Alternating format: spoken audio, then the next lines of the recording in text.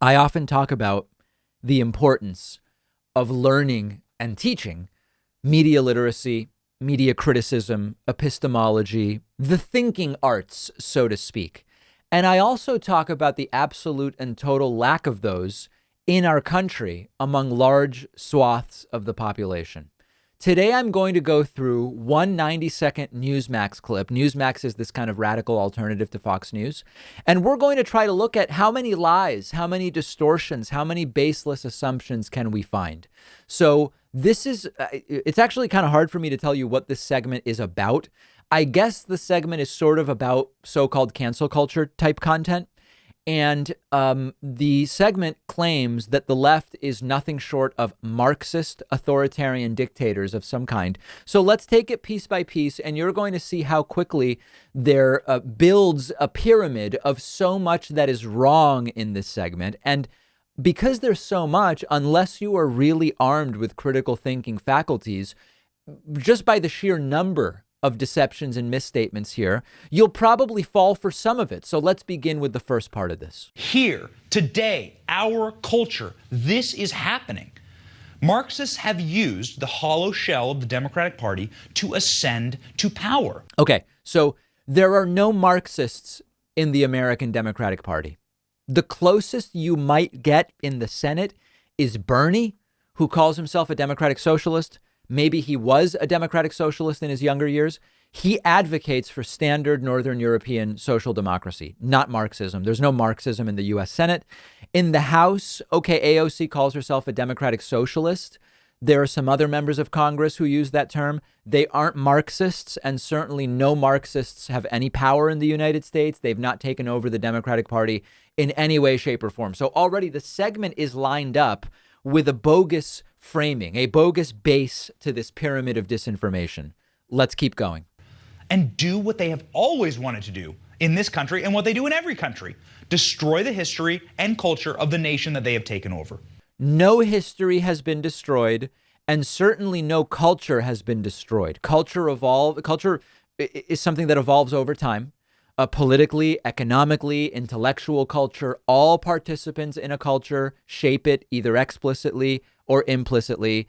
It's essentially a meaningless fear-mongering statement meant to resonate in what we know are the fear-oriented brains of conservatives. Next clip. This year alone, we have seen Kermit the Frog, Mr. Potato Head, Dr. Seuss, Star Wars characters, pancake syrup, butter, and beloved sports teams' logos banned, erased from history. Now, this one is really a doozy. None of that is true in any real sense. And this is a Gish Gallop. The whole segment is a Gish Gallop, but this set of examples is a Gish Gallop within a Gish Gallop. Kermit the Frog, some episodes have depictions of Native Americans and Middle Eastern people that are not great. And some Muppet Show episodes now have a warning at the beginning. They're not banned. They have a warning at the beginning. Mr. Potato Head had its franchise name changed to Potato Head. Both Mr. and Mrs. Potato Head still exist. Dr. Seuss, we've been talking about. The publishing company decided not to keep publishing 6 books due to stereotypes of Asian people in them. Nothing is banned. Star Wars characters, I guess he's referring to the Mandalorian star, Gina Carano, who was fired because she implied that being a Republican today is like being Jewish during the Holocaust. And a private company decided what's good for them. It's not very Marxist for private for-profit companies to be allowed to do whatever they want, but that is market capitalism that we have in the United States. Pancake syrup is Aunt Jemima syrup being renamed because the imagery of Aunt Jemima is quite crass today, given how it stereotypes Black Americans. The syrup is still around. It's just called Pearl Milling. It's not Aunt Jemima anymore. Butter, I don't even know what he's talking about. I wasn't even able to find anything on that one. Sports team logos, yes. Washington Redskins with a caricature of a red-skinned Native American stereotype. It just doesn't, it's unflattering and it's inappropriate at this point. And the team decided this is bad for us, so we're going to change the team name. And now the host says these aren't merely decisions by private companies. These are not simply marketing choices of private companies. We want to emphasize this. Joe Biden's White House endorses these modern-day book burnings. The White House, the most powerful seat in our land. Biden broke with long-standing tradition and refused to acknowledge Dr. Seuss on his birthday this very week. He refused to recommend that children read beloved Dr. Seuss books. So he implies Joe Biden has weighed in on that list of things he gave, and Joe Biden hasn't. Joe Biden went along with what Read Across America Day did, which is they don't include Dr. Seuss. Biden hasn't endorsed any of the other stuff the guy listed. He hasn't even mentioned most of it at all. One more clip here. Amazon then stopped selling certain Dr. Seuss titles, and publishers halted printing them entirely. Here are real screenshots from an eBay user getting blocked for trying to sell a Dr. Seuss book because it is, and I quote, offensive material. We verified these images are real. What's also real shocking, is that Hitler's Mein Kampf is still available for sale on eBay. This is a book literally about racism. This is a book literally calling for book burnings. You cannot make this up. So then he raises Amazon. Should Amazon not be allowed to do what they want? I mean, is the argument from free market capitalist Newsmax that Amazon shouldn't be allowed? Amazon should be forced to do something? eBay should be forced to sell books? Who would force them? The government? That's not small government conservatism.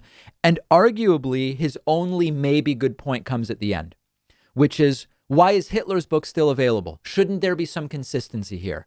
I personally think there should be. That being said, it's ultimately the decision of eBay. So there is essentially nothing in this rant that is accurate or relevant to the real world, but people watch this stuff and they fall hook, line, and sinker for it. Let me know what you think. We'll have more coverage of these types of segments on the David Pakman Show Instagram page. Find us there at David Pakman Show. Find me on Instagram at david.pakman as well. One of our sponsors today is Helix Sleep, and it's a sponsor I'm thrilled about because I sleep on a Helix mattress at home, and it's just the perfect mattress. One of the best things about Helix is you don't have to guess which mattress do I need, which one will be good for me. You take their famous sleep quiz on their website. You tell them your body type, your sleeping position, your back pain issues you might have, and they will pair you with a mattress that will be perfect for you. I took the sleep quiz. The mattress they suggested was exactly what I needed. I often get too hot at night. The mattress keeps me cool. It's not too soft. It's not too firm. The texture is right. And I've just been getting way better sleep. You only buy a mattress every decade or so. Don't get stuck with something that's not perfect for you. And all Helix mattresses come with a 10-year warranty, and they'll even come to your house and pick it up within 100 days if you don't love it.